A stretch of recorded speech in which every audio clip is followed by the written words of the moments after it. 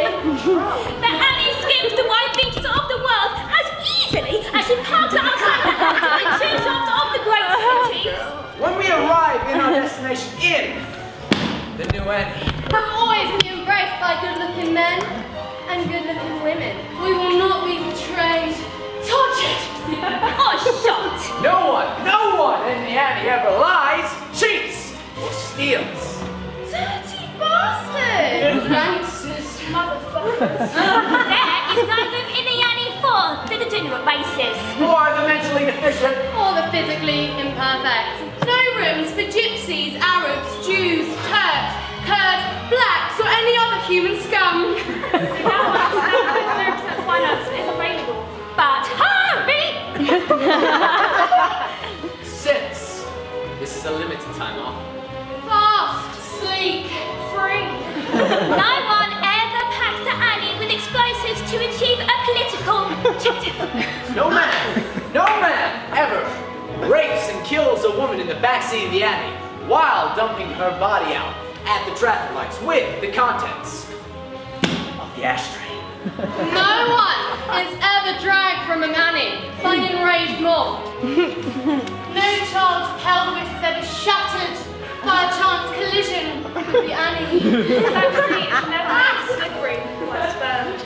Slippery by blood. Slippery by beer. Slippery by saliva, or sticky by melted chocolate. Melted chocolate? Yum. On the road price includes VAT, number plates, and 6 month phone license. Financial stopping status. Smoking can harm your unborn child. Your house is at risk if you do not keep up the payments on a loan.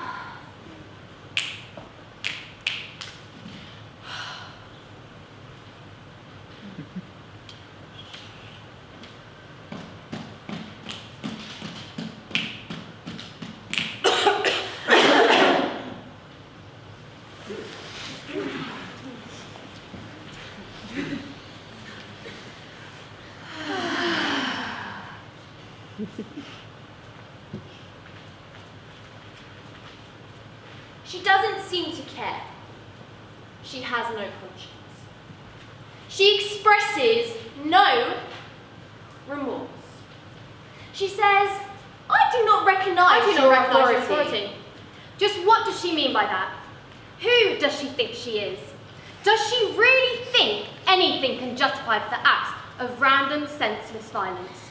Not one spark of human feeling. That's right, of human feeling. Or any sense of shame. Is this the same child?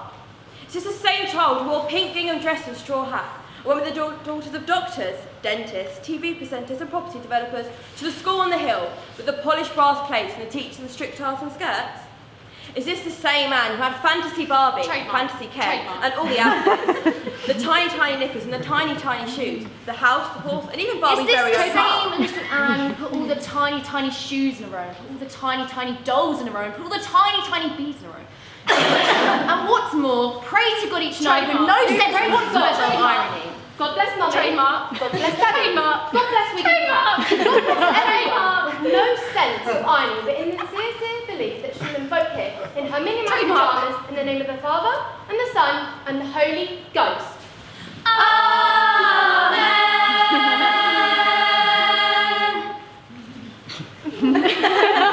Went to bed each and every night until her sleepless parents took her to the doctors. With his heap of magazines and a big smile on his face, he pulled down her knickers on the high, cold leather couch and said, "Let's take a look then, Anne, shall we?" Is this the same as Anne who came back from the hospital with a box containing a bell, 2 stiff metal gauze and a number of black wires? Is this the same Anne who woke up each subsequent night in the horrible wet pajamas and her horrible wet sheets? Is this the same man who now what? Stands there in front of serious men and women with witnesses and evidence in steel plastic bags, false passports and pieces of human flesh, who stand there and refuse to recognise their authority? Pieces of human flesh, false passports, lists of names, trace of explosives, lists from phone calls, from banks, shopping malls and cash dispensers. Psychiatric reports which show A, her intelligence and B, her sanity. She sets about her work, they say. She sets about her work with all the terrible detachments of an artist. Witnesses break down in tears. As videotapes from back shows Anne as one more person going about her life until 20 minutes after she's left. A plate glass bowl blows through a shoe shop window in absolute silence. The tiny, tiny grey figures flying through the air, breaking apart in absolute silence. The tiny, tiny shoes are real human beings. No one can find out what happened to this. Can find Anne's motives. She lives alone. She lives alone. She works alone. She works alone. Sleeps alone. Apparently, yes. Eats, Kills. She Alone? lives, works, sleeps, kills and eats almost entirely on her own. In fact, her recorded phone calls consist almost entirely of orders to be delivered to the room she rented overlooking the metropolitan suburbs.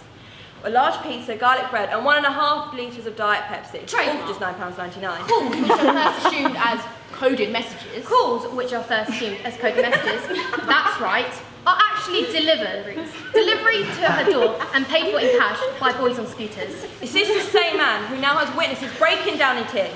Who has long-serving officers of both sexes receiving counselling, the night sweats, impotence, a monorail, trembling hands, and flashbacks of human heads popping open in slow motion, and the long, terrible well of a buried, unreached child, reoccurring as if, what's the word? An auditory hallucination. Yes, which is now demanding to be compensated. Is this the same Anne who woke up each night to watch the shadows of the chestnut tree against her bedroom wall? Wet pyjamas? Is this the same Anne who sold infinity time mechanisms and mercury tilt switches to print circuit boards with a mouth full of deep Who hand summed up the mood of a generation? Who appeared on the Vogue magazine twice? Who sold the film rights for $2.5 million Who US? studied the baggage handling procedures and memorised the timetables of all international airlines? Who was a loner? Who Quote. listens, quote, expressionlessly, unquote, to the description, quote, outrage, after quote, outrage, unquote, after quote, outrage, unquote, after quote, outrage, unquote. She has been perpetrated. Trademark.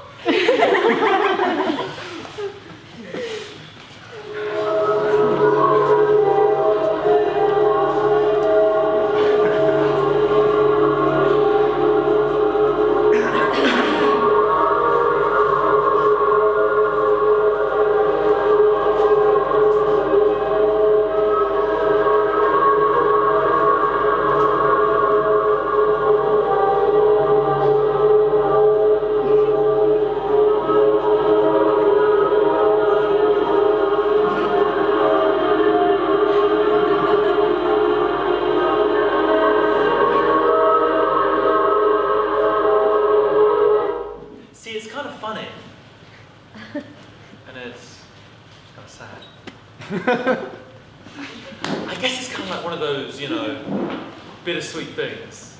One of those laughing through tears things. Because after so much time, after so many years, he's finally come back to his mum. And at first, you know, she's like,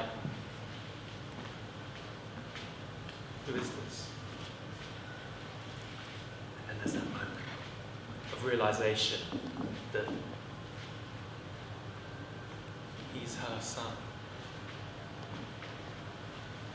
And they're hugging each other in the kitchen. You know, that's so moving. I mean, that is so moving to see that he's finally forgiven his mother. I mean, what's he forgiven her for? Well, he's finally forgiven her for her alcoholism. Finally forgiven her for her, you know, running around with men. Finally forgiven her for, oh, this is a good one, destroying his father's faith in himself and driving him to suicide. Anyway. They're hugging. Yeah, that's where I was. They were hugging, crying, laughing, crying again all at the same time.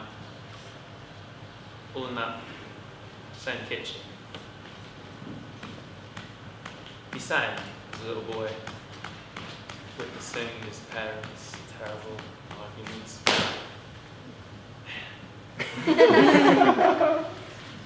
Watching dear old dad pour his mum's liquor down the sink at, what, 10 o'clock in the morning, while she screams how, if he was a real man with a single iota of self-respect, she wouldn't need to booze herself to death, now would she? And there it is, tiny, tiny scratches in the table.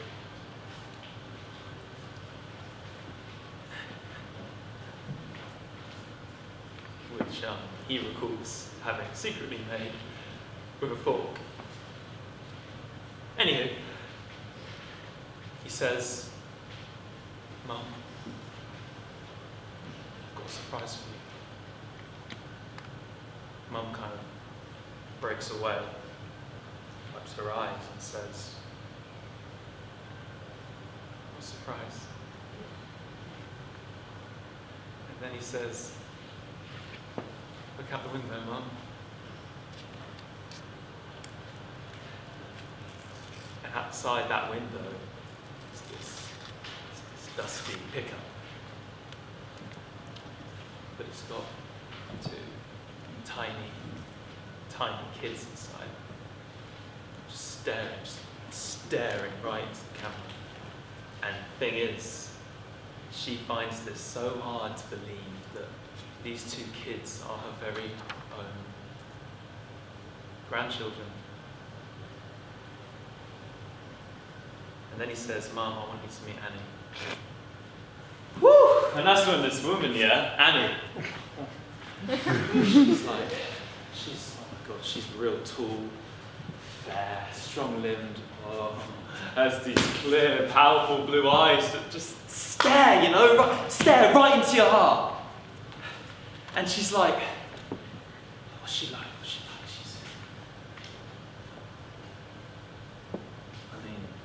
I guess she's every man's dream of what a good woman should be. Every mother's dream of the wife they would choose for their boy. And we find out he, Annie, kids, they're making this new life, yes. They're making this new life for themselves. Yeah. Away from the city, growing stuff, trapping stuff, burrowing under the earth for clean, pure water, educating their own children in the belief that man is free before God to forge his own destiny and take whatever means necessary to protect his family. But yeah, we find out over lunch, which is basically this chicken salad with some mayonnaise, that he is in fact the commanding officer of this whole group of like-minded individuals who have armed themselves, not out of any thirst for blood, but simply out of necessity. Because it is war.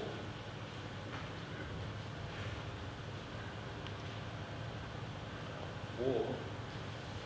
Says Mum. What do you mean, war? And that's when Annie has to explain to her that they don't believe in taxes or welfare or any of that shit.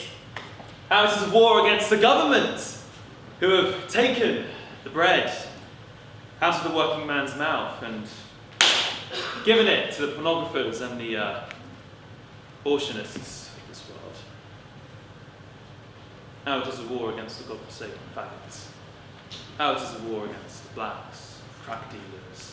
How it is a war against the degenerate images that masquerade as art. How it is a war against the conspiring Jews and their attempts to rewrite history. How it is a war against all those who would deny our right to bear arms.